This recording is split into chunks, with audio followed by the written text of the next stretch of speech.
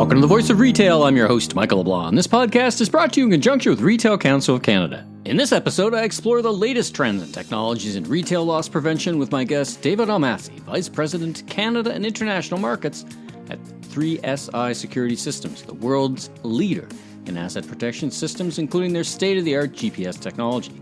We talk about modern organized retail crime that is plaguing retailers both before and during the COVID era, and explore how the focus on employee and customer safety, asset recovery, and connectivity with law enforcement across the country creates a powerful defensive and offensive force for retailers. This is where our monitoring piece comes in. As soon as these devices are taken, and again, there's protocols around that depending on each retailer. Sure. But basically an activation happens. From there, our monitoring center, takes that map activation and works through a protocol. So whether, again, that be through corporate verification, whether that be ultimately, getting to the police, we then work directly with law enforcement to track via GPS. Let's listen in now. David, welcome to the Voice of Retail podcast. How are you doing this afternoon? I'm great, Michael. Thank you very much for having me. Well, thanks for joining me. I'm looking forward to our conversation. It looks like you've got a great career in and around loss prevention, so lots of experience for us to draw on today, and very interesting. It sounds like some interesting tech at 3SI, but let's jump right in. Let's tell me about yourself, first of all, your background and your role at 3SI. Yeah, thank you very much again, Michael. So my role at 3SI is I am Vice President of Canada and International Markets. So that obviously includes Canada. I obviously look after the Caribbean, Mexico, Latin America, and we have some dealers as well into the Australia and New Zealand area. Okay. My background, I've been in security for about 18 years. Worked for some very large companies, so General Electric when they were in the security industry, ADT, Stanley, mostly in Canada, but do have some global experience and expertise. Joined 3SI about 9 months ago and have loved the experience so far. It is a great organization, really taking what I've learned throughout my career, which has primarily been on the product and on the system integration side, and really melding it both together as a direct-to-end user company. We really strengthen that product around the whole entire solution. So it's been very exciting so far in my tenure.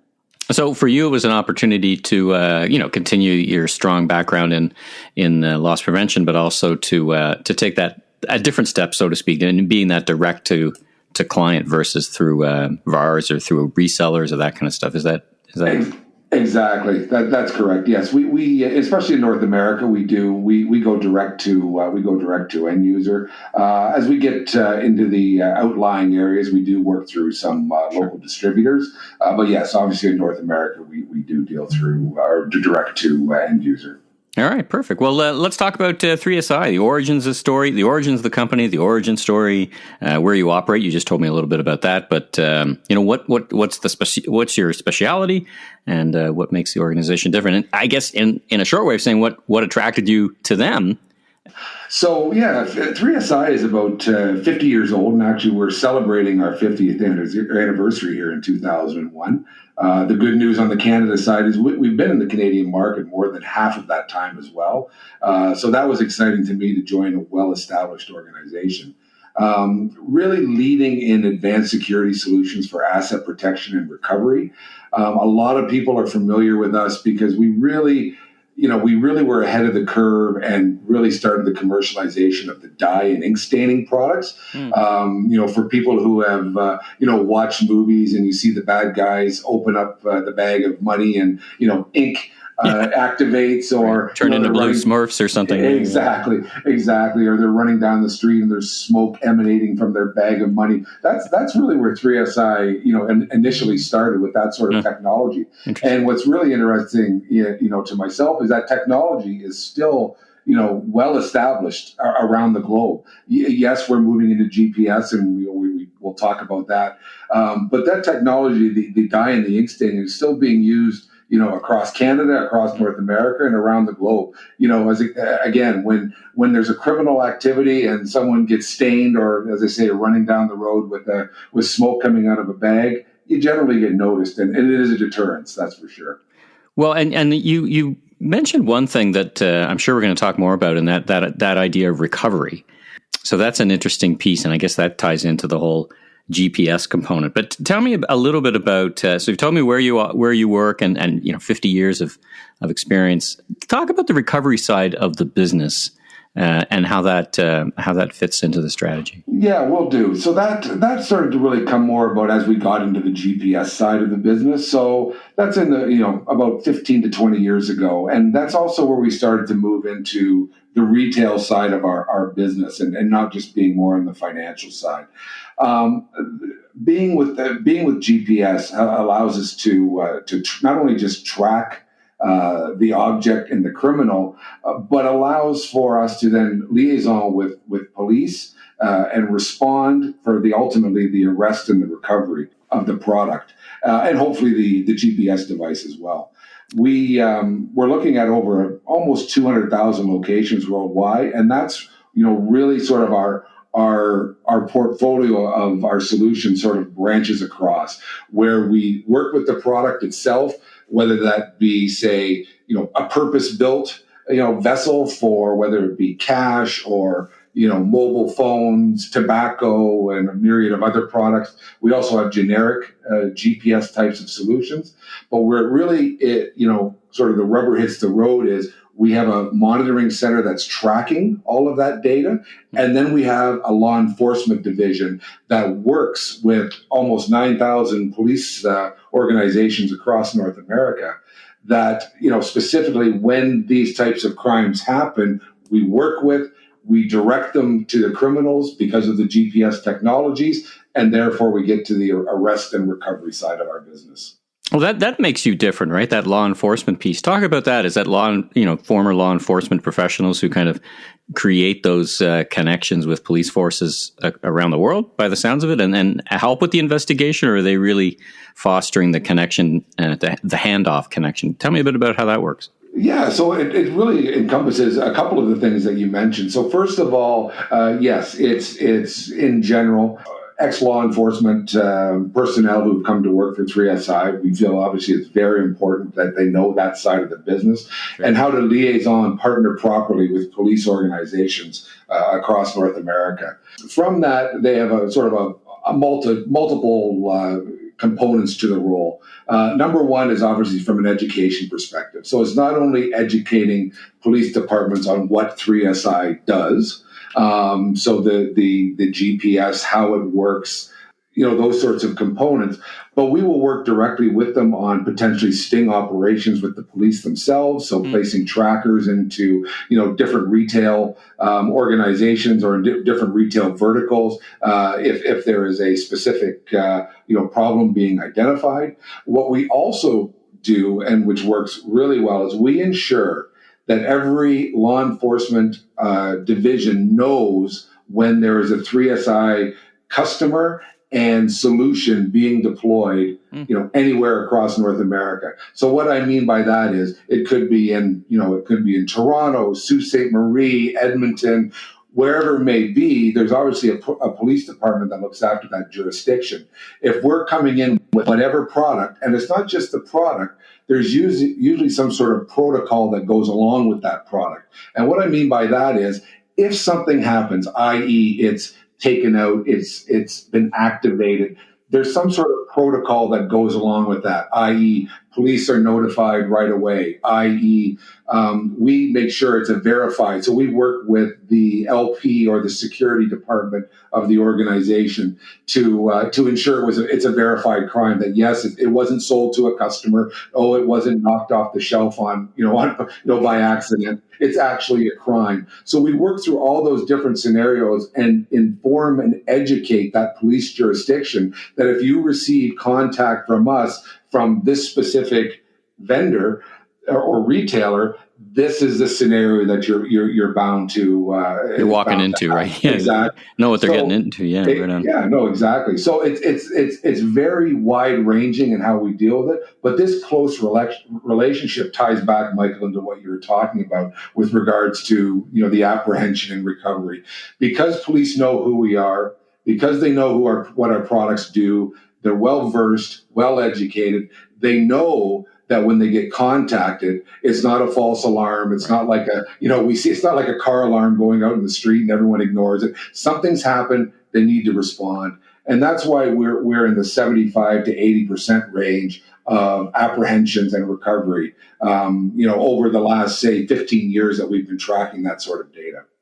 Well, I guess it allows you also to pick up on the trends, and it's a good segue for me to ask you about what you're hearing from retailers, what you're hearing from the clients. I know speaking to retailers that customers are acting up in stores, but I don't have a clear idea of, is crime up, down, or sideways during the COVID era. I mean, these are in some municipalities, some places where I am today. Here in Toronto, many stores are closed, but that doesn't necessarily mean things are simmering down. Give us a perspective about what you're hearing, what trends you're hearing from your retail customers. Yeah, so just to touch on what you had mentioned, unfortunately, when you get these life-changing events like COVID, it affects how crime works and how it's activated, and retailers are seeing an uptick in these type of events, unfortunately. And what's really unfortunate about it, and we're seeing it as a trend, not only across Canada, but across North America as well, is that they're starting to be getting into more, greater violence and brazen theft activity. We're starting to see, zip ties being used, just forcibly removing, not taking something, putting under their coat and walking out. It's swiping a whole row of something, potentially into a cart or a bag, running out, knocking people over. It's just getting more and more violent. And we saw that in the before time, like before COVID, right? Because I guess the thinking was that I'm just going to make such a big fuss, and I'm going to make the employees just back up and act out violent or genuine violence, and then some understanding about, retailers want to keep their employees safe. So I guess it's kind of trying to, it's not new. In other words, it's not new to the COVID era, right? I would say not. It's been escalating, unfortunately, over the last few years. But as I mentioned, we are seeing a bit of an uptick on the crime side, and especially on the ORC side of it as well. That unfortunately, we're seeing more and more instances of violence as well. And is there anything you can pinpoint that would be unique to the COVID era? I guess there's more unemployment, for example, but that would create more need or opportunity, or however we want to characterize it. But is there anything specific? I mean, I think that many customers are wearing masks. That may make it more or less difficult, right? It's funny when you used to see a customer walking in a store with a mask on, it was immediately draw your attention. Now we're going to have to deal with that for years. It's just normal. Exactly. Well, you hit on two good points there. Exactly. Right now, yes, unemployment is up, so people are unfortunately looking at, criminal activities. Second point is, no longer is it, uncommon to view someone with a mask. As you mentioned, everyone's wearing one. It's uncommon not to. And I think the third component of that as well is, and it comes back to, the employee side and also on the security guard side, how you actually deal with, something happening has been changing over the last, few years. Yeah. People are telling, they don't want their employees to, react to, a criminal and potentially hurt themselves. Even, I was reading last weekend on the CDC, there was conversations around what type of force security guards should be using. So all these different sorts of components that now that there's question marks on whether they should be apprehended, how should they be apprehended, is starting to see that uptick in crime because they're feeling people, they can get away with it. The brazen attempts just seem to be more and more increasing over this last year. And that mask piece is important, right? Because a big part of preventing theft was, making sure that you're not anonymous, right? That you be acknowledged. I mean, that's part of operation, right? Acknowledge every customer. for both the reasons of making sure they feel welcome and also making sure they feel known. Exactly. And as well, so taking it just, a little bit off the security side as well, more and more retailers also want to, they don't want to, they want to make sure they have the appropriate controls in place, but they really need to have that convenience nowadays. If COVID's taught us anything, it's you're now ordering more online, your, curbside pickups, mobile payments, all these sorts of, contactless interactions are happening. So having security guards standing around, having, higher dollar items in behind cages where you have to go find an employee to go back and open up the cage. These things retailers are just looking at this and going, we can't do this. It's not convenient to our customers anymore. So they're looking to try to find ways, how do we merge the appropriate controls to that, contactless interactions at the retail level? Well, that's such an interesting point, right? Because retailers, and I think even more so in the post-COVID era, will look to remove friction from the buying experience, right? But As you say, that often means, the product is out on the counter, it's out from behind where it's safest, I guess. No, so if that's one thing in terms of a priority you're hearing from retailers, can you think of any others, a couple of other priorities that they're saying, listen, here's what my big priority is now and what I think it's going to be moving forward? Yeah, from what we're hearing from LP personnel as well, is that they're actually, being asked to be in lockstep with the business to help remove that friction and increase sales. So it's not just let's, stop shoplifting or maybe stop the bad guys. It's, hey, Mr. or Mrs. or Ms. LP person, how do you help me increase sales? How do you help us improve profits from the right shoppers, and help us build that better customer experience while still mitigating, the risks, right, of those bad actors. So the LP team is now being asked to do much more from a functional perspective, other than just quote unquote catch the bad person. Well, I tell you, in my career, and I was with Hudson's Bay back in the late 90s, lots of experience in retail. LP, in my mind, has moved from being very tactical to being very strategic, particularly now. Let's talk about, listen, there's lots of things that are in stores that help prevent theft and crime, but let's talk about this, this GPS technology. Why is it a better way? Why do you think that's a winning solution? What can it do? And let's unpack that for a bit. Yeah, you bet. Well, I think we've covered a lot of ideas, Michael, and I think a lot of the ideas is where the GPS, technology really hits home. So, from a 3SI perspective, we break up the retailer really into 5 zones, right? So that's the interior back, the storerooms, those sorts of locations. The interior front, which is your general public, your brand reputation. Entry and exit as zone 3.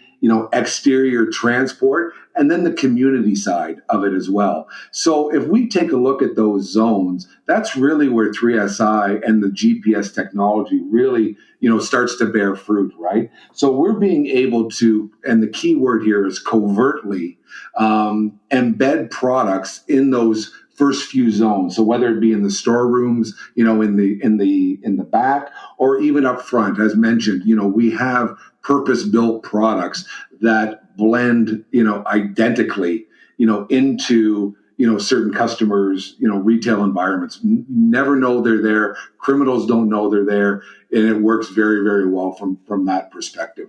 We also then work back on the entry and exit side, right? Is how are we actually protecting the retail staff, as we're coming in and as they're working together with the GPS technology.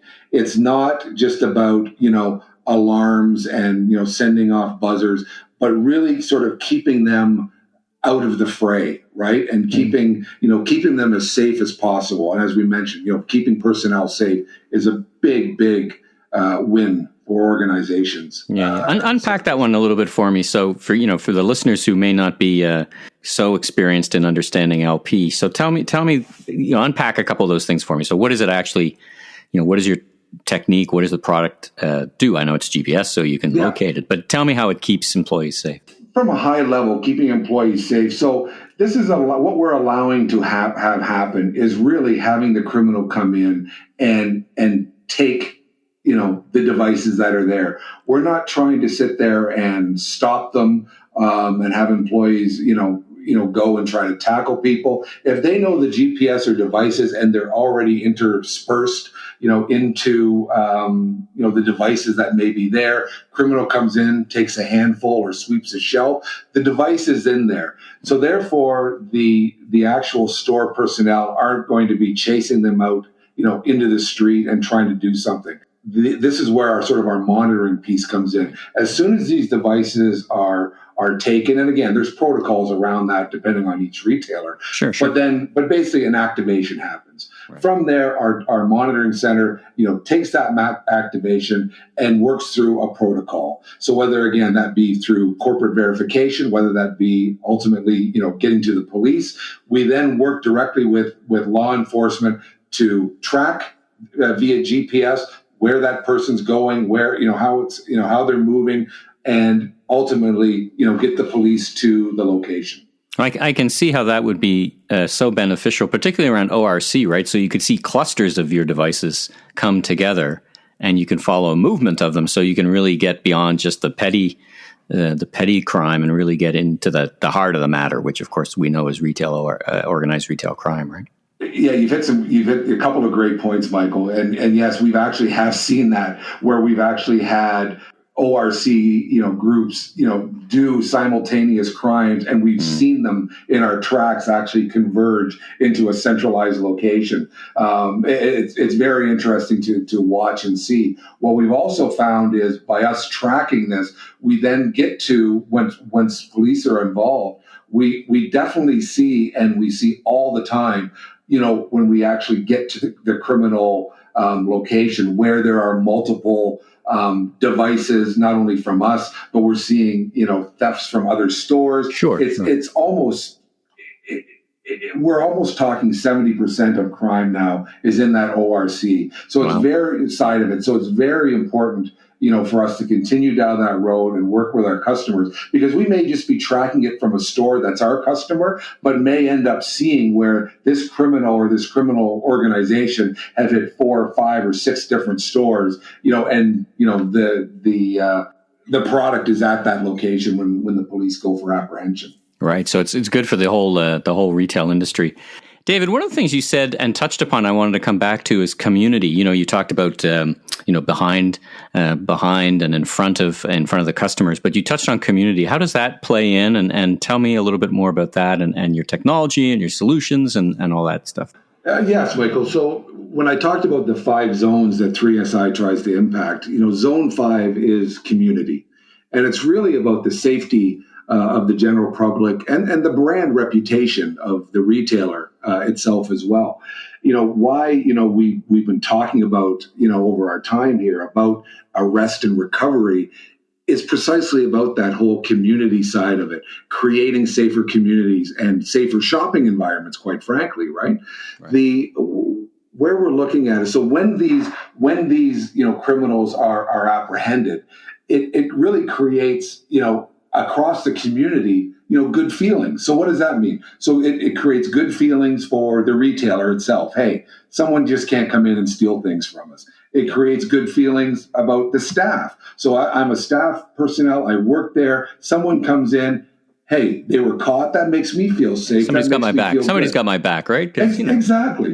I think it, from the whole community itself, that sort of word gets out that these things, criminals are coming to this location and they're being caught, they're being apprehended. This is a safe shopping environment. And I think lastly, and I just want to tie it back to our work with law enforcement, we need those good stories for law enforcement as well. That something happened, the retailer called the police came, apprehended the criminal.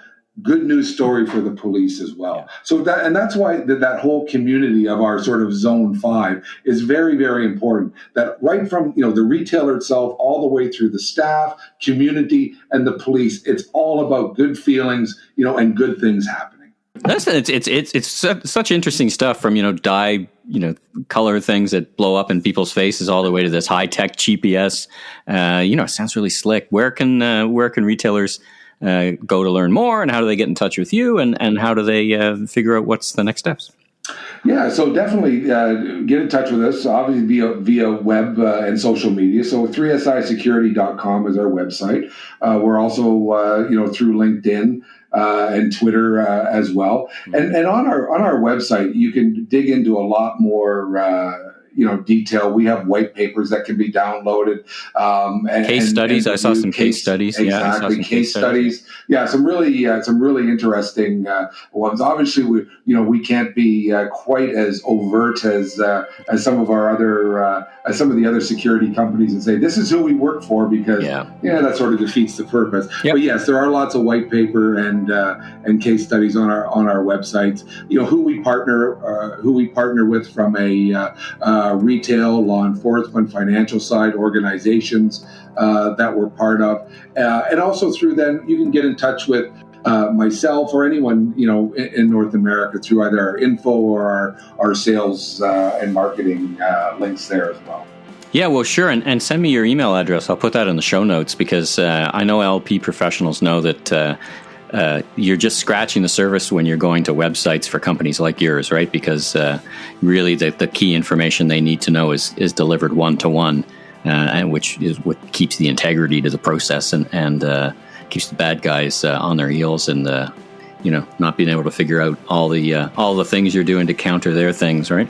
Yeah, exactly. All right. Well, listen, thanks for joining me. It's an interesting conversation, really an important element of retail, and I really appreciate you joining me and sharing some of what you're hearing from retailers and some of the new technology you're bringing to the market. So thanks so much for joining me on The Voice of Retail. Well, thank you very much, Michael. It's been my pleasure. Thanks for tuning in to today's episode of The Voice of Retail. Be sure and follow the podcast on Apple, Spotify, or wherever you enjoy podcasts, so you don't miss out on the latest episodes, industry news, and insights. If you enjoyed this episode, please consider leaving a rating review, as it really helps us grow so that we continue to get amazing guests onto the show. I'm your host, Michael LeBlanc, president of LeBlanc Company Inc., and if you're looking for more content or want to chat, follow me on LinkedIn or visit my website at LeBlanc.co. Until next time, stay safe, have a great week.